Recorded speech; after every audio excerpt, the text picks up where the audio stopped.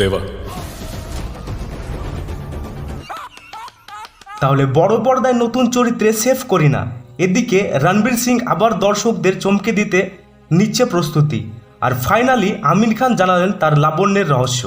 বহু বছর পরে ফের একসঙ্গে অভিনয় করতে চলেছেন সৈফ আলী খান ও করিনা কাপুর খান। ওমকারা, কুরবান, এজেন্ট বিনোদের পর আবার বড় পর্দায় দেখা যাবে এই দম্পতিকে। তবে এবার রয়েছে চমক। সন্দীপ রেড্ডি ভাঙ্গা ও প্রভাসের আপকামিং অ্যাকশন মুভি স্পিড ছবিতে দুজন থাকছেন খল চরিত্রে। এর আগেও একাধিক ছবিতে একসঙ্গে কাজ করলেও এই প্রথম দুজনকে খল চরিত্রে দেখা যাবে। অ্যানিমেলে ববি দলের অভিনীত খল চরিত্র আব্রাম বেশ জনপ্রিয়তা পেয়েছিল দর্শক মহলে। শোনা যাচ্ছে সেভ করিনাকেও নতুনভাবে তুলে ধরার পরিকল্পনা রয়েছে পরিচালকের। এই স্পিড ছবিতে মুখ্য চরিত্রে দেখা যাবে দক্ষিণী অভিনেতা প্রভাসকে। তবে সেভ করিনার চরিত্র সম্পর্কে বিশদে এখনও জানা যায়নি। তাহলে গাল ভর্তি দাড়ি ও পেশিবহুল শরীর নিয়ে নতুন রূপে হাজির রণবীর সিং। কৃতিত্বকালীন ছুটি কাটিয়ে নভেম্বরের গোড়াতেই কাজে ফিরবেন তিনি।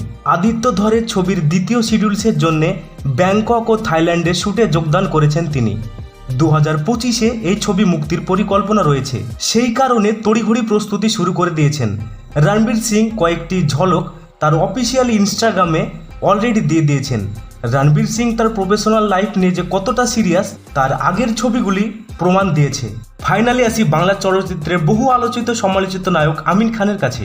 তার সমসাময়িক যারা অভিনেতা অভিনেত্রী ছিলেন তাদের সকলের চেহারায় যে সময় দাগ ফেলেছে তার বলার অবকাশ রাখে না।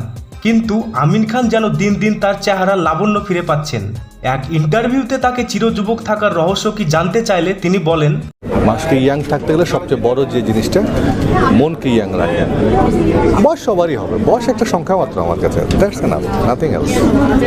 তাহলে আমির খানের এই মন্তব্যে আপনাদের কি মতামত অবশ্যই জানাবেন।